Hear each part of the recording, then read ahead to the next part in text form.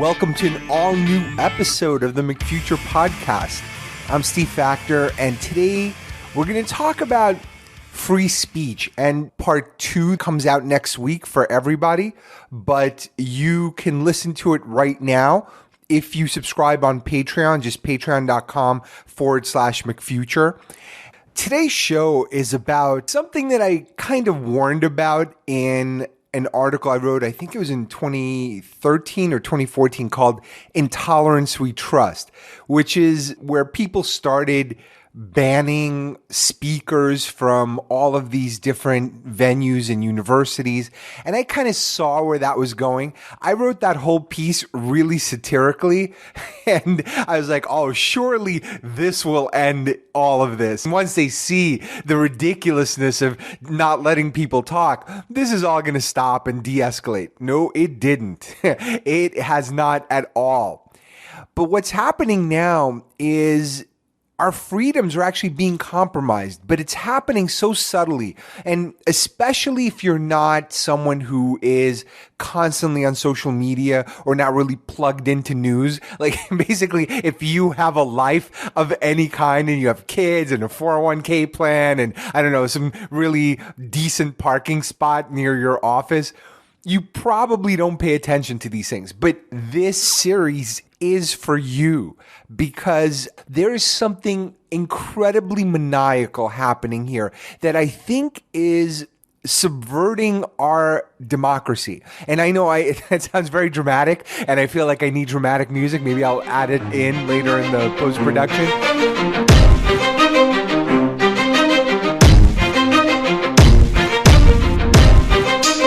There is something seriously malicious happening. And I think it's happening. This is the most frustrating thing. It's happening with good intentions. I always tell people that an idiot with good intentions can do more damage than an evil mastermind. Because when you feel like you're helping, you feel righteous, even if you're not that bright, which I think is what's happening right now.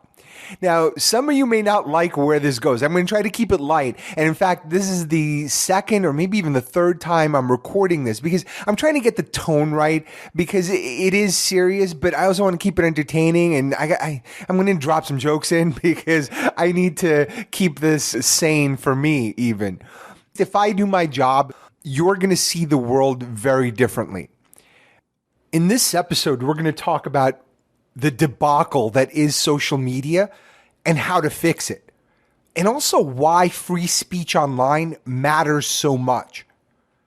But next week, everything goes dark. And when I say next week, if you're a Patreon subscriber, you can get it right now. But that one is wicked. So you're not going to want to miss it. But I think you need this episode for the setup, which is great too. But we're building up here. We're building up. All right, let me jump right in. If you're like me at all, you probably have a guilty pleasure or maybe a bathroom boondoggle that involves social media. And you probably noticed people are getting just a little bit touchy these days. Everything's become political. And some of the vitriol is insane. People ganging up on people they don't like, getting them fired or deplatformed from social media or from different events, or getting their channels demonetized. It's like this battle going on online. It's invisible to the world. You can walk outside and everything looks normal, but the guy you just saw walking out of that store, the exterior says hipster. The inside says, oh, I'm a raging freedom fighter who just won a battle online. This guy, David Pakman, who is a pretty progressive guy who does commentaries on politics, he mentioned a conservative, Gavin McInnes, who's been banned, and his whole thing got demonetized. In fact, this might get banned. I have no idea who's listening or who's being banned. And I get it. Look, a lot of people are offended by things. I have no ill will towards you. I get it. Everyone should be nice to each other. Everyone should use the right pronouns and everyone should be polite. But forcing niceness is still force. It's so hard to make the world conform to your sensitivities. And that's the process we're in right now. We are bystanders to a jihad. Not the kind that beheads heretics, but it's kind of like a gentle jihad, and it trades messy, decisive cutlery for this slow kind of dehumanization. And it starves these irredeemable sinners, whether they're real or imagined, and it's suffocating free speech. And this whole thing plays like a video game. Likes and follows and retweets earn you virtue points on these platforms. It's like, oh, look at all these people that agree with me. And we're going to gang up on this person we all disagree with. And the top virtuosos, they used to spend their time in lockers in the 80s, or at least in 80s comedies. They may be losers in real life, but online, man, online, they are heroes who lead heroic mobs into battle until they screw up and then they become the hunted.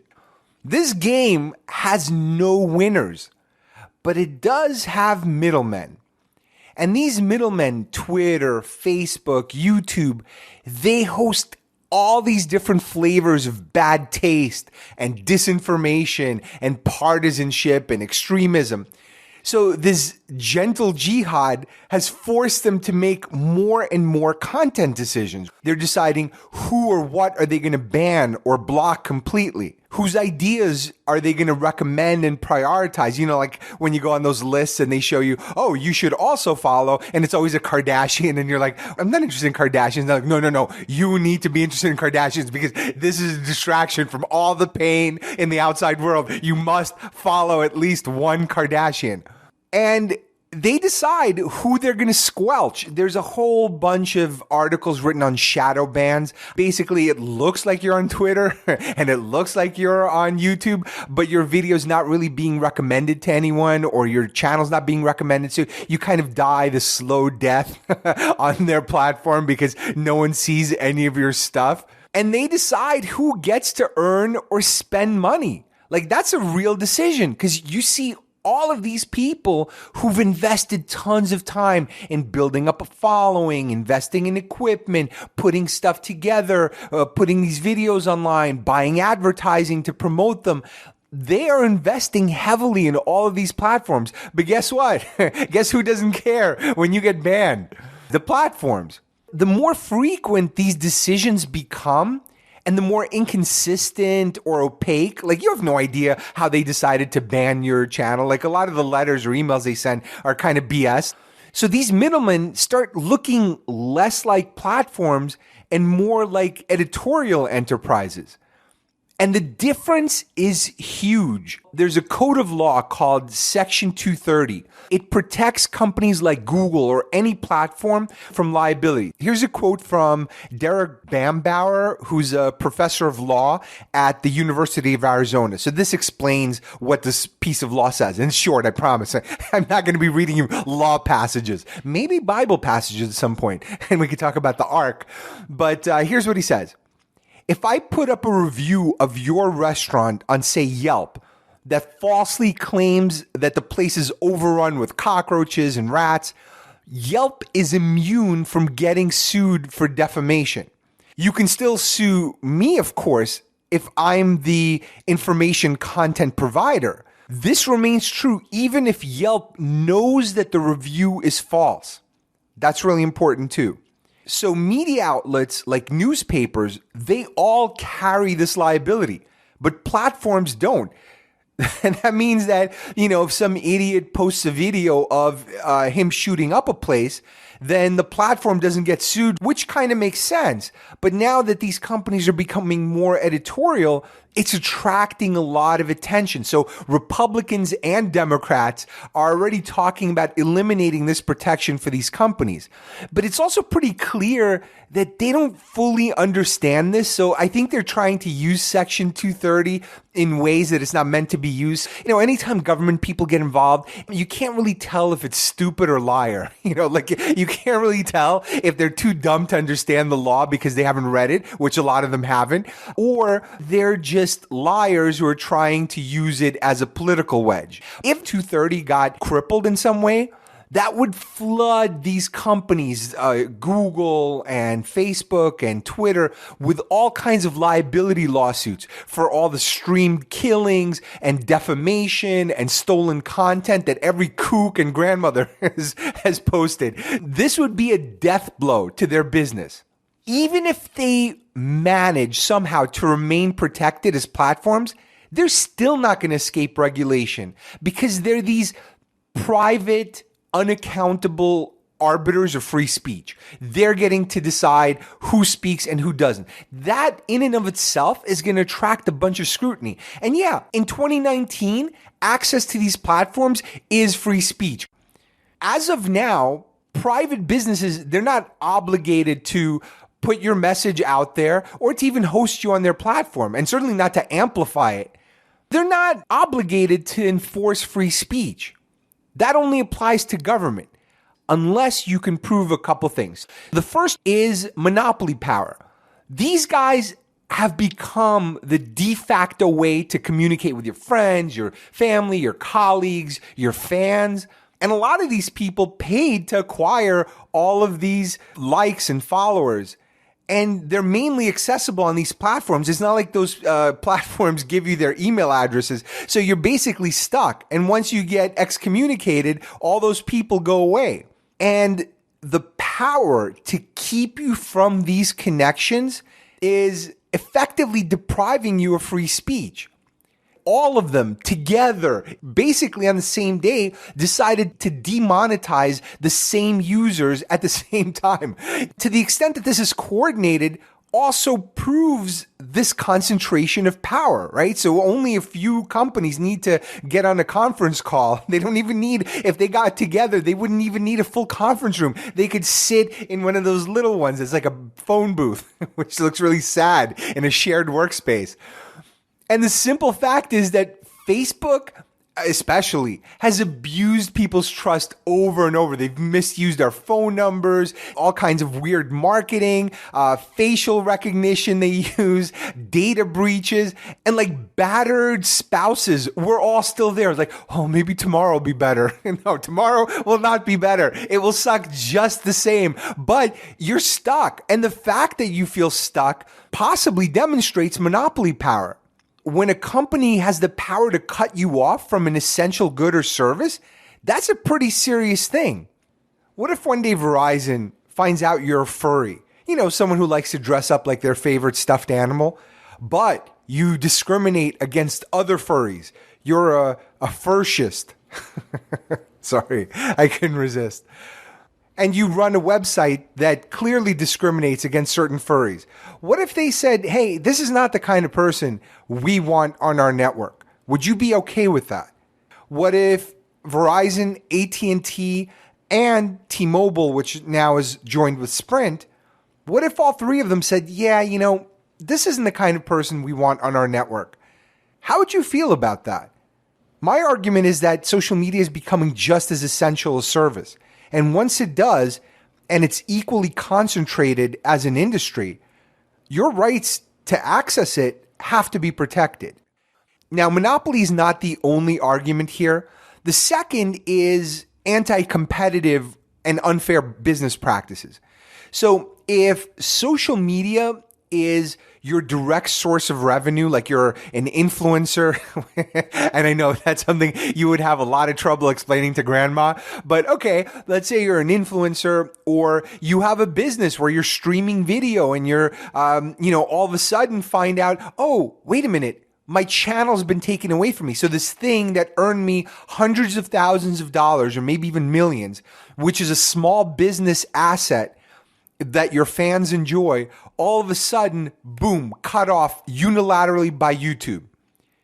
If I owned 20,000 acres in Pennsylvania and I had the technology to stop rain on my property because I wanted to make it tourist friendly, courts might make me liable for your crop failures, even if you lease the land from me.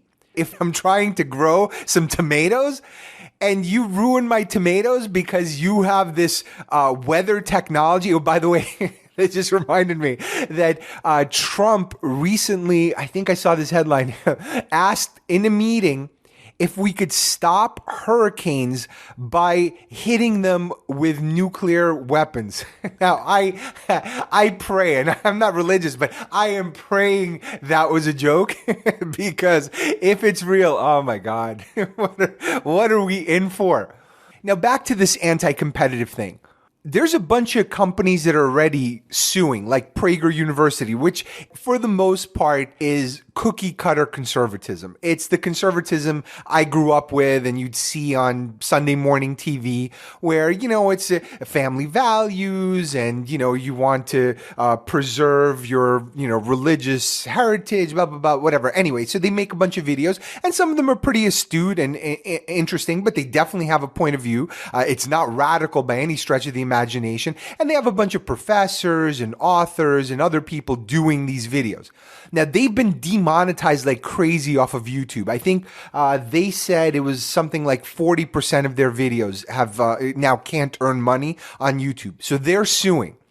Now, this other woman went in a different direction. Her name is Nassim Agdam, and she shot up YouTube's offices. She showed up with a gun and she shot 3 people and then killed herself. She's this 39-year-old YouTuber and her channel has been demonetized. So look, I don't know what was going on in her head, but people take their money being taken away from them very seriously. And the fact that these companies encourage you to build a business on their platform and then can snap their fingers and take it away, that's a pretty crazy power to have. Candidate Tulsi Gabbard, same thing. She's running for president. She tried to take out a political ad either during the debate or right after, and they wouldn't let her take out the ad. There's a serious power that they have over people's ability to make a living or to achieve their goals. And I don't even know if it has to go to court because the Federal Trade Commission does deal with unfair business practices. So in my opinion, as a business guy, but not necessarily a lawyer, when I say necessarily, not at all a lawyer, the FTC is a regulatory body that specializes in anything that reduces competition, leads to higher prices, reduces service quality, or just unfairly impairs certain businesses. So I think this is something they're going to need to look at. The third argument against these platforms would be civil liberties. Now, I didn't come up with this argument, but I think it's a brilliant one. I'm going to read this short quote. This is from Will Chamberlain, and I'm going to link in the show notes to the full article. But here's what he says. The vast majority of serious public debate takes place there, and by there he means on social media. Thus, access to large social media platforms is a civil right. When private companies violate civil rights, we pass laws to stop them from doing so. And that's what we should do here. And again, look, that's Will's opinion, and I think it's an interesting way to make this argument. And already a court has upheld that Trump can't block private citizens from his account. So the civil liberties argument isn't really that far a stretch. And again, someone's going to have to make that stretch. The fourth argument, which also I think no one's really talked about, and that's why you have me, is compliance. So if Twitter, Facebook, and Google or Google's YouTube have any kind of federal contracts, and Google definitely does, they have to comply with federal laws, including the First Amendment and affirmative action, drug-free workplace, minimum wages. So all of this is mandated, and it's mandated in multiple levels, not just at the federal level, but if they have state contracts, the states are going after companies. If any of these arguments are upheld by the courts, then the hate speech argument for banning people goes away because the Supreme Court unanimously ruled that hate speech is not a legal principle that can be enforced federally. Until then, all of these platforms, they're going to be magnets for lawsuits and public scorn and regulation and legislation. All of it is completely avoidable. There is a simple solution staring at Twitter right in the face. Twitter's already implemented it. let's talk about how Twitter works right now. Twitter prioritizes your newsfeed, right? They decide what you get to see first. So they do it based on your interests, accounts that you've interacted with before, popular tweets from people that you follow, popular tweets that are liked by people that you follow. These are the things they think you will enjoy. And it also gives you this option to just sort everything by time and sit there and just be overwhelmed by the drama of the world or the stupidity of it. Same thing goes for when you tweet. So depending on the timing and the popularity of your tweets, they decide who sees it and who doesn't. So the idea would be to do the same thing Twitter does with porn. Oh, wait a minute. Did you not know that Twitter hosts porn? Oh yeah, Twitter hosts hardcore porn. Yes, it is insane. I know it sounds like you're super innocent. And listen, if you don't know this, you are the kind of person I need in my life. No, in my family. I want you to date my daughter. No, I demand it. So not only is there porn on the platform, but it's the nastiest, dirtiest stuff you can imagine. Everything, photos, videos, fluids. Okay, not the fluids, but at least not on you. But you don't see it. Why don't you see it? When you pull up tweets, when you search, why doesn't it come up, even accidentally? And believe me, it's not because your friends aren't perverts. They totally are. All of them. They are all perverts. But that's not why it's not coming up.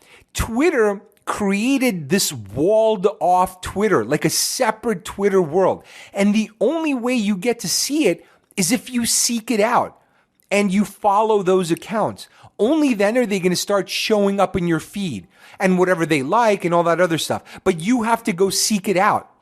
So the solution to deflect all of this scorn, all of this animosity is staring at Twitter right from its own servers. And the exact same thing can be applied to YouTube and Facebook.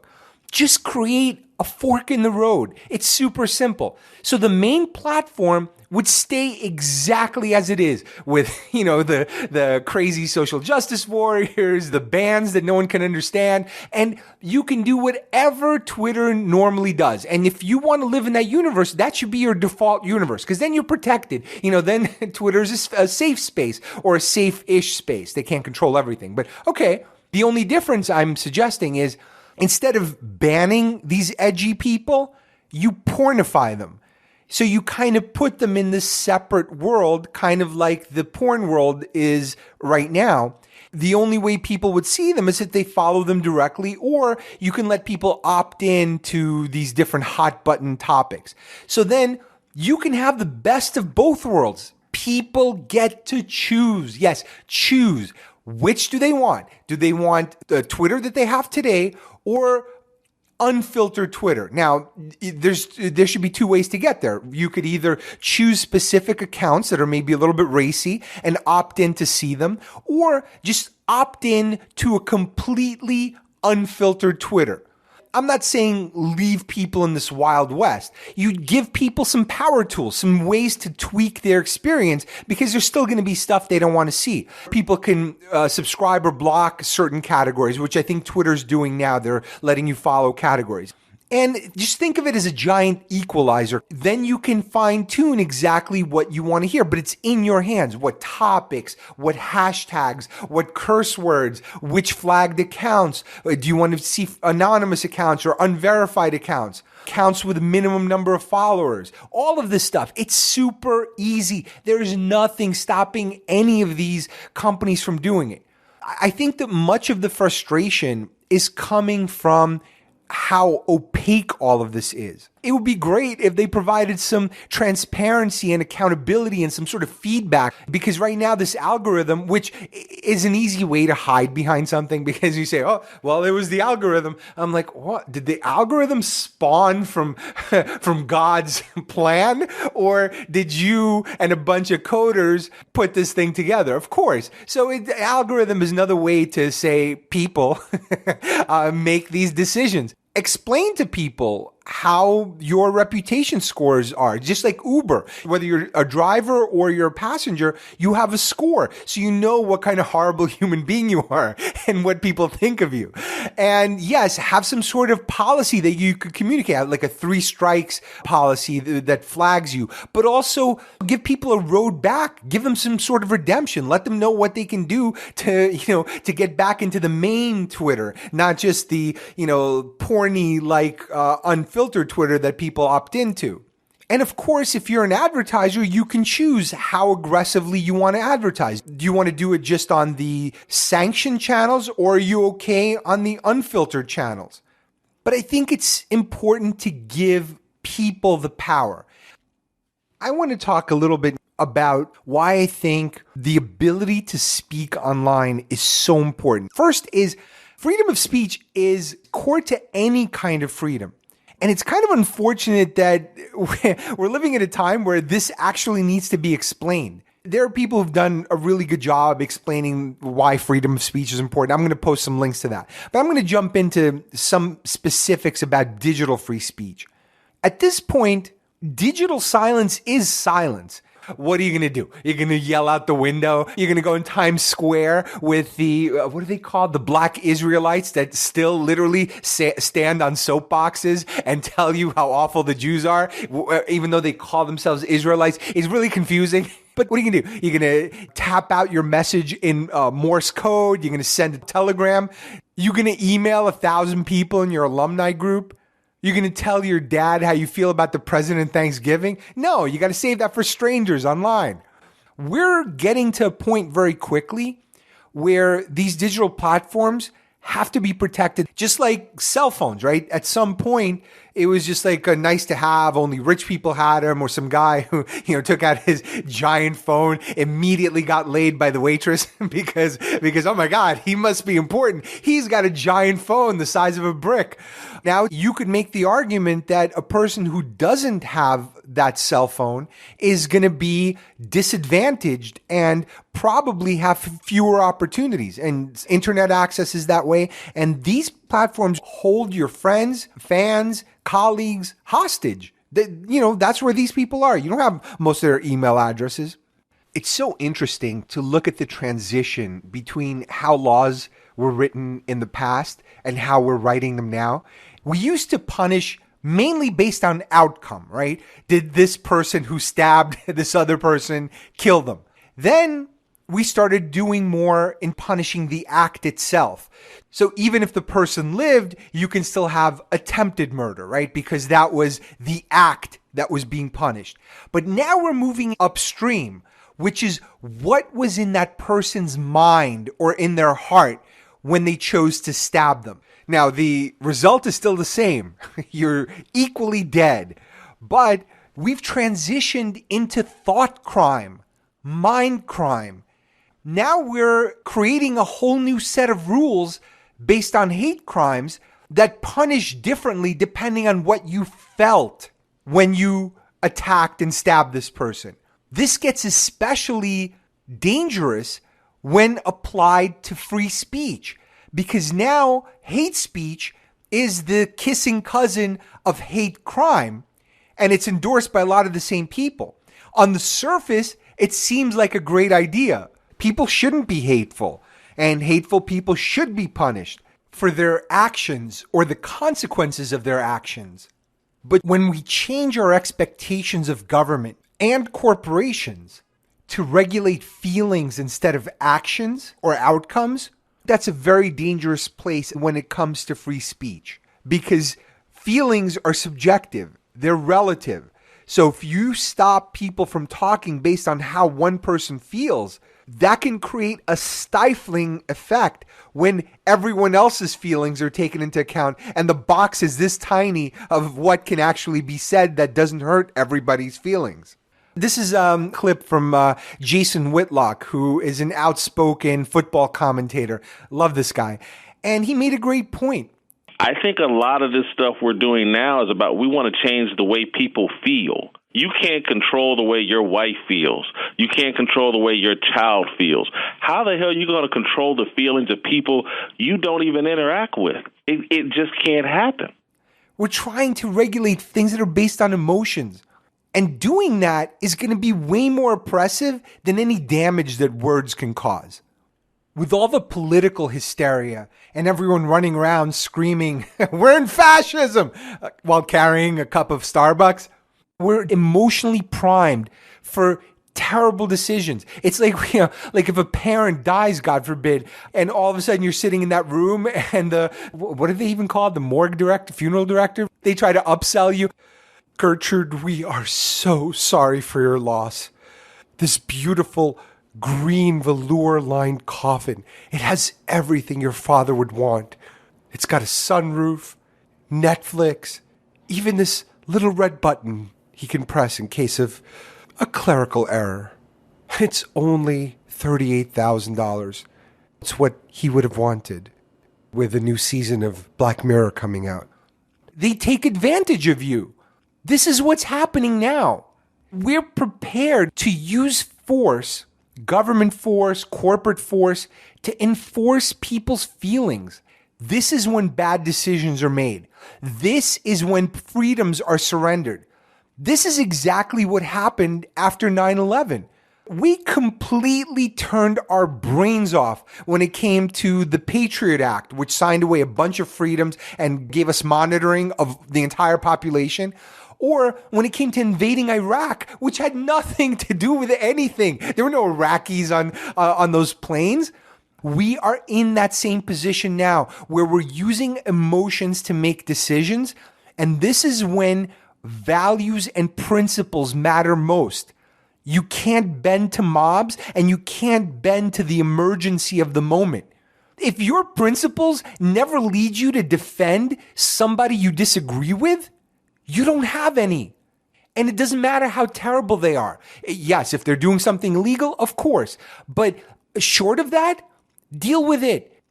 And speaking of law, we already have laws, right? We have laws against inciting violence, against defamation, against libel, discrimination. So all of these things, if they're illegal, of course they should be taken care of and these people taken down. And there are some borderline cases. Like, I don't even know what to do with this one. There's this 14-year-old girl who's sort of like a female young Milo Yiannopoulos, who's also kind of a troll. So she would troll Muslims and gays and other people from a right-wing perspective. And some of her stuff is satire, but in her satire, she uses some violent terms where she'll say, make sure to blame me in your manifestos. Look, I get that satire. It may not be the greatest comedy in the world, but I could also see someone who isn't that bright or is already kind of triggered seeing it and going, ooh, I better start printing this manifesto because I don't have a lot of time. In that case, maybe a warning label or a minimum age or something, or banning. But I would err on the side of betting on people rather than on unregulated censors, because I think we're smarter than that. And I still, I hold that hope for us. And I know maybe I'm the stupid one here. It's not just laws. We have social norms to keep us in check. You still get fired if you post ridiculous things. And we're living at a time where your ridiculousness is not just judged by the people around you, because throughout all of history, it was like, oh, the village elder who knows that you're a screw up is going to say, okay, well, we're going to punish him, but not that seriously. Or it's like, oh, this guy always says crazy things. Even your coworkers kind of get it if it's in the context of your personality. So now it's no longer just the people who are passing judgment on you and keeping you in check, but a bunch of strangers, and some of them with bad intentions or malicious or maybe not all right in the head, who are now oppressing you with consequences, even though they have no context for who you are or the things you say. Because you know what? If you took a transcript of almost any comedy routine from today's era or any other era, and you just typed it up and put it in a blog post, it would look offensive, unfunny. But you know what? If you hear it in the context of a routine, in the context of that person's personality, all of a sudden you're like, oh, I get it. But we're refusing to do that. We've expanded the scope infinitely, and we're letting a bunch of strangers bully and, and bludgeon people over things that weren't even meant for them.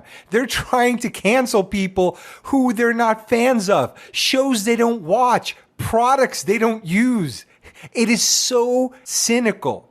And the reason the Supreme Court said that hate speech does not exist as a legal principle is it's too subjective. It's impossible for Twitter to have a policy that's consistent with everyone's feelings of whether someone's being hateful to them.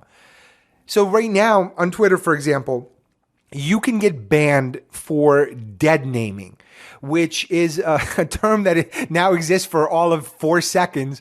But the idea is you're calling someone who's trans a she when they've converted to he or vice versa. So you're calling them the wrong gender. And I understand the impulse to be nice. Like in person, of course, any decent human being, no matter who they are, of course they can be polite. But these platforms aren't for that. You don't go on there. And by the way, calling me a girl would not be the worst thing I've been called. I mean, you just need to handle these things. And I don't think banning is the right way to do it. If you have these kinds of sensitivities, this may not be the place for you. And there are other people like that guy, Cesar Sayoc, the shooter who I can't even keep all the shooters straight anymore, honestly. But he shot up a bunch of people. And that guy was sending all kinds of actual threatening, violent messages. And he wasn't banned. But the guy who said he instead of she, that guy's gone. And then when you try to automate, it's even worse because there was a headline I saw. Honestly, I didn't read the article because all these articles look the same now. Google's algorithm for detecting hate speech is racially biased. So, as I said earlier, there's no such thing as an algorithm. There's people who write code and that code is dumb. And I know people like to position it as smart. Oh, we have AI. So that'll bump up your stock price or get more investors. But at the end of the day, there's people that are writing code and all their biases are going to be baked in. And there's a bunch of stuff not even going to know what it's going to do. It's going to ban a bunch of stuff that shouldn't be and vice versa. The other part that I think is more insidious, and this is something we never really think about, is we're sitting inside of a huge consolidation of power. Every industry is merging, not just media companies, every industry. I wrote a whole post about this called Why Monopoly is the Future, and we love it. In this consolidation, you're not just concentrating economic power or power to provide you products. You're also consolidating voice, who gets to have it and who doesn't. Once a company reaches a certain size, they're playing defense, not offense. They're always going to cut away all the pieces that jeopardize profits. Always. And media complies. These are their advertisers. You lose an advertiser, you lose an entire industry now. Because before, it's like, well, if we don't get Kraft Foods, we'll have P&G or whatever. You're down to like 2 companies, all right? So you lose one company, you're losing an industry or 50% of an industry now. That's like Adam pissing off Eve and never getting sex again, and none of us get born. So Adam has got to walk on eggshells, and that's how media is today. So at this moment, the most critical thing that we could be doing is protecting individualism. And we need to err on the side of more voices, not fewer voices. So it's more important to have more people talking who are outside of the establishment, because the establishment keeps growing in scope and power and interconnectedness.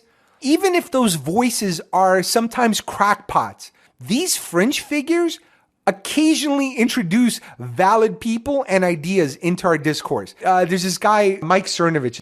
He's like a right winger, and he's one of the guys who pushed the Pizzagate conspiracy theory that said there's a child pornography ring being run out of some pizza parlor. And so all of these loons, some guy I think came in with a gun and tried to shoot up the place. Really crazy. Now, Cernovich didn't incite that, but of course, if you're sharing this stuff, you're gonna attract a lot of loons. And what's interesting about it is Cernovich is also the guy who brought Jeffrey Epstein to court the second time around, because he was the one who paid, I forgot how much he paid. He paid like 25 grand of his own money to unseal the records of his child pornography ring. So this guy actually did some good. Even if you think Cernovich is a complete maniac, this guy now actually is a killer, if you think about it, because Epstein killed himself. So, Cernovich brought him to justice, but also sort of killed him. All right, I don't mean that. I mean that in jest, Mike, in case you're thinking of suing me, and clearly you have the money. So my point is, people that were tempted to discount completely can sometimes be right. So all of the ranting and raving about pedophile rings actually turned out to be not exactly like Cernovich and Alex Jones were saying, but worse. There was a whole island filled with presidents and prime ministers who were having sex with children. So if you heard a ranting lunatic say it, you'd be like, wait a minute, this cannot be true. In fact, a bunch of people now, I'm sure, are tuning out because they're like, it's beyond their comprehension. It's almost as insane as the molestation charges against priests. It's like, how many priests? Thousands? And it's all a cover-up by the church. It's almost too much for people to handle cognitively. So they shut down and they go back to their day because they're like, oh my God, I can't even believe this kind of thing can happen. But it does happen. And I know a lot of people are afraid that these people are going to trigger all kinds of violence. These people are human cartoons. I'm going to play you a clip of Alex Jones now. Listen to this guy. If this guy is leading a movement, he's not the problem. We're completely misdiagnosing. What do I do, Lord? Destroy the child. Corrupt them all. This is their plan, people. These are demons. Just like the Bible says, it's basically an intergalactic invasion into this space through people. I'm telling you, it's what all the ancients said. It's what they warned of. It's what we're dealing with. They're demons. They're frickin' interdimensional invaders, okay? I'll just say it. Make fun of me all you want on CNN or wherever, but everyone already innately knows this. These people are not frickin' humans, okay? Hillary Clinton is a goddamn demon. Seriously? This is the guy we're afraid of? This is the guy we think is going to jeopardize free speech? If this guy is the leader of anything at all, we are badly misdiagnosing the problem. The problem isn't this guy. That's the symptom. The problem is the person who's turning this moron into a martyr. The people are broken. They're ill-equipped to use critical thinking. When you hear a guy like this, you're like, oh my God, this guy couldn't possibly have anything sane to say. Yes, maybe 95% of what he says is complete dog shit. But you know what? Sometimes we need to fish out that 5%. I've met a lot of crazy people over the years. Even the craziest have had something redeeming about them. I'm making an argument for letting this guy talk, but I'm also making an argument for making us smarter. And if we create this world where we're throwing whole people into the trash instead of debating their ideas, is a really dangerous concept, but it's especially dangerous now. Independent thinkers are our last line of defense, because otherwise we're talking consolidation and conformity. When consolidation and lobbying merges the interests of these giant corporations and government, we have no choice but to protect independent voices, no matter how distasteful they might be. The other reason this is important is silence is not victory. I mentioned before that digital speech is free speech, but digital silence is not silence. It's only the illusion of victory, because we've been treating the symptom, not the cause. The cause has been festering underground. And you know how I can prove it? We've been busy banning racists and trolls and incels, which basically is a guy who doesn't get laid, but somehow finds the time to get organized and meet other guys who also can't get laid instead of getting organized to make himself attractive and go find girls. But okay, fine.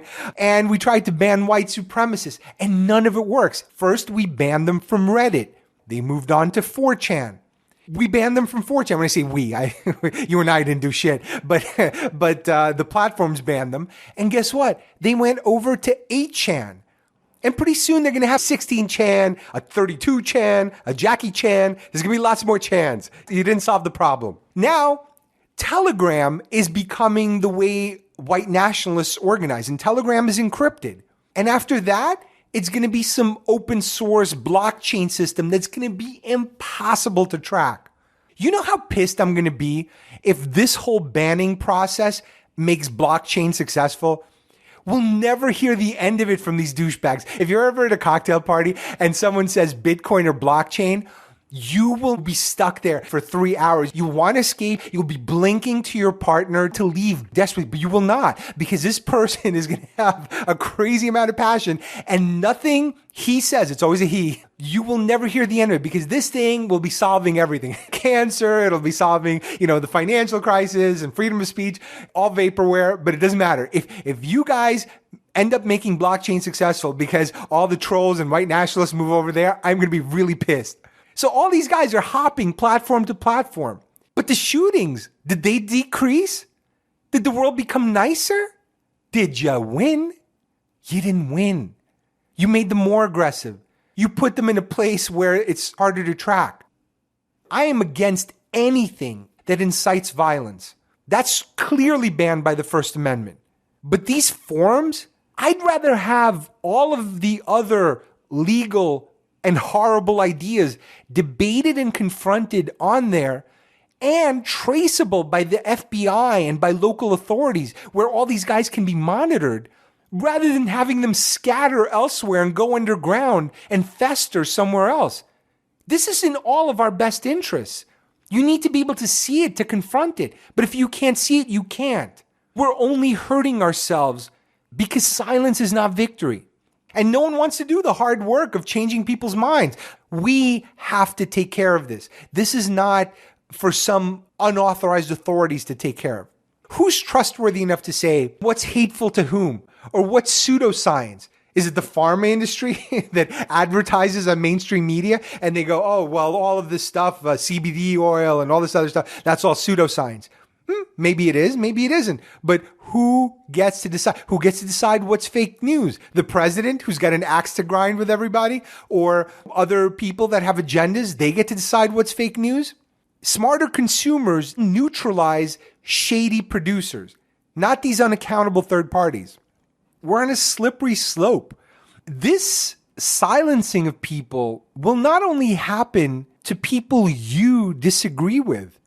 That is a very naive notion. Administrations change, regulators change, management changes at companies. So if you're relying on all of these third parties to enforce your values, don't be surprised when someone shows up with different values and you're the recipient of the enforcement. This is a very shallow victory. Unaccountable censorship is going to come and bite you in the ass. People think that it's left versus right or right versus left. That's not what's happening here. If you look a little bit deeper, a lot of what's happening is large silencing small, commercial silencing alternative. And I mentioned slippery slope. It's actually happening right now. Infrastructure companies are now getting into the free speech wars. So companies that are just web hosts are now banning based on speech. You should be able to get a website host that's not evaluating your politics. And some of these companies are monopolies too. If you want protection from denial of service attacks, Cloudflare is one of the main providers, if not the main provider. So if they refuse you service, you don't have a lot of choices. Ad networks, AppNexus, which banned the conservative site Breitbart, and then AT&T, after they bought AppNexus, restored their service. Because I think AT&T is already a monopoly. So they're like, oh, you know what? We're just not going to deal with the regulatory scrutiny. These tools, they are the piping of freedom now. If you think I'm over dramatizing, the scariest thing that's actually happened so far is a bunch of financial services companies took away financial processing power from a website called Gab. Now, Gab is kind of an alternative Twitter, but it's dark. Oh my God. I went to check the site out. It is like all the darkest memes. They're not violent, but there's just a lot of angry trolls. Like if you took all the trolls that were banned from all the other networks and you put them on one network, that's what Gab is. Now, even there, I don't think it's illegal. I don't think it should be banned. But imagine what happens now. Stripe, which is a payments processor, PayPal, also a payments processor, Joyent, all of these companies completely banned Gab from receiving payments. And crypto is not going to be the answer either. First of all, no one uses Bitcoin or any of these other currencies. There's maybe a few 100,000 hardcore people that have actually used it for a transaction, and half of them are gun dealers. They're looking to take over some small Latin American country.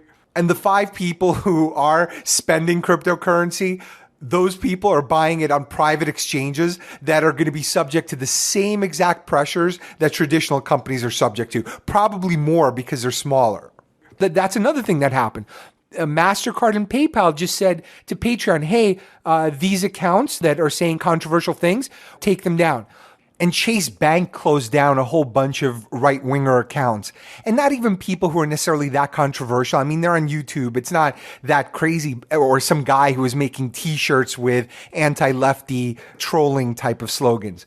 What's funny is Chase Bank passing moral judgment on others. I mean, we've all lived through the recession, right? What's next? Popeye's Chicken kicking me out because I'm a little overweight? Oh no, sir. You can't have that second chicken sandwich. Which, by the way, I heard was good, and it's not available anymore. Way to plan, Popeyes. I think it's smart to do one innovation every 35 years. Can't wait for the next one. I'll be in diapers by then so I could eat as many as I want. I think it's okay if you're a small business and you don't want to do business with somebody, as long as people have a choice. But increasingly, we don't have a choice. And companies that are becoming monopolies, you can't just have them snap their fingers and take you down, especially if they're payments companies. Paper money's disappearing. If you need to pay someone online, or you need access to receiving payments from people, that can't be dictated by private company for any reason except illegal activity or if there's a court mandate. Financial firms, they got to follow the law. They can't draft it.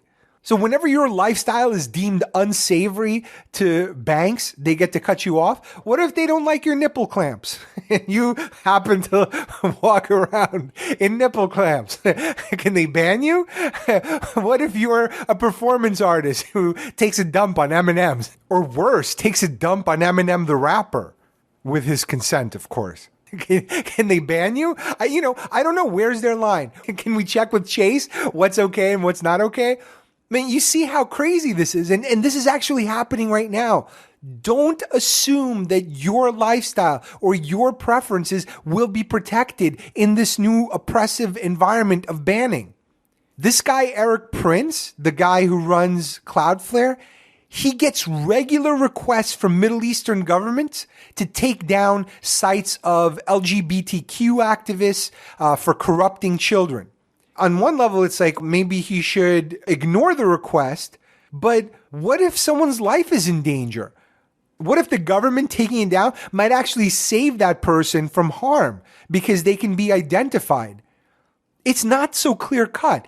And look, I can't speak for other countries, but if Middle Eastern governments are making these kinds of requests, our governments will be making these kinds of requests, especially if you create mushy criteria. We can't afford anything mushier than the First Amendment. That has to be the line. It has to. Otherwise, we are down the slippery slope. And that is already happening. The U.S. is the only country that protects free speech as a right. It's not Canada. It's not the U.K. It's not Australia. It's not France. It's insane what goes on there. Canada, for example, you can go to jail or be fined for using the wrong pronoun. Australia, video games are regulated and banned, certain ones. France, certain words are banned, like deodorant. I'm just kidding, France. It's just a joke. Don't send your Navy sommeliers after me. There was a guy who was convicted and fined in France for insulting the former French prime minister. He had a sign that says, "Get lost, jerk." And of course, the irony is that's a phrase that Sarkozy used himself against somebody else. Paris fined ACT UP, the gay rights activist organization. They fined them 2,300 euros for calling someone a homophobe during a demonstration in 2013. In 2015, France convicted 12 pro-Palestinian activists because they were wearing "Long Live Palestine, Boycott Israel" shirts. So we all can imagine Russia not the most receptive to free speech. If you say anything disparaging about the government, you can go to jail. But more likely, you'll be irradiated. One day you'll be eating your pierogi, and a few days later, you'll have your own personal Chernobyl. And by the way, did you know that Putin's daughter's name is Plutonia? True story. In Russia, you can be gay and go to jail. And that's if you're lucky, because that country is filled with a bunch of macho mutants that will beat the crap out of you if you're gay. But secretly, they just want to kiss you and each other while listening to an Elton John song. Hey, little genie. I've never seen a bunch of people more insecure. I guarantee you, there are a bunch of dildos buried. There's a German rock band called Rammstein. They were performing in Russia. The singer and, I think the guitarist kissed on stage in defiance of their gay propaganda law, which is what it's called. This is what's going on all over the world. And more often than not, in Europe, hate speech laws are used to suppress and punish the left wing, not the right wing, as fashionable here, at least on social networks. On paper, it all sounds great. It's like, oh, we're just trying to be nice. Being nice does not work. Not mandatory niceness, because people get silenced, and that is not good for anybody. Canada threatened to use their hate speech laws to prosecute Israel boycott actors. It appears there's a trend here where people don't seem to like Israel. Do we really want to live in a world where great Baba Ganoush counts for nothing? Nothing? And then there's a comedian in Canada who got fined $42,000 for making fun of a disabled kid. Listen, you shouldn't do it, but no one should be fined for that. Maybe in context, the kid wanted to be made fun of. I don't know what the context was, so I'm not going to pretend I know this case. But some people might want to feel like everybody else. If you're going to make fun of me if I'm not crippled, I'd want you to treat me the same if I am crippled, because that is real equality. Real equality is being treated the same as everybody else. And I know the impulse is good, but the net effect is terrible and oppressive. Now, Singapore canes people for spitting gum onto the street. Yes, that means they beat them with a cane. I hope that's some really good gum. So it's no surprise that they suppress a bunch of human rights activists, especially anyone who criticizes Christianity. So they have some Muslims that were criticizing Christianity. No one's seen them again. No, that's not true. I'm sure you could find them, but in pieces and covered in gum. It's inevitable. Hate speech laws will fall in the wrong hands. Or not even laws, hate speech policies at these companies. They will be used to stifle freedom. All over the EU, they've created this code of conduct for hate speech. And in Germany, they passed their own law. So now they're forcing social media platforms to enforce hate speech policy and hate speech law. Even the UK, you have to get a license to go to porn sites. Can you imagine walking into the local bodega and going, do they call them bodegas in the UK? There's probably a more Britishy term for that. Or actually, no, they do have a term for it, but it's super racist. Oh, man. Okay, I can't say it, but it has to do with people from Pakistan, because apparently that's who typically owns these shops. Anyway, British people, not so nice. But okay, they have those pretty accents and everyone here is like, oh, they're British. I must have sex with them. Anyway, Can you imagine you literally have to go to some bodega and ask the guy for a license? Alex, I'll take Asian girls for 200, furries for 300, and dwarves for 500. Please, please don't tell anyone about the dwarves. Is that my card? Great. And this bag of chips. Off you go to the spank bank. Can you imagine? This is what they're up to. Now, there are ways to work around it, and I'm sure people will find it, but a lot of people won't. And that's the problem. The UK, they did this other thing. They banned gender stereotypes in advertising. They wanted to make sure that ads don't put women into some sort of exploitative and coercive position. Now, sounds great on paper, right? That makes a lot of sense.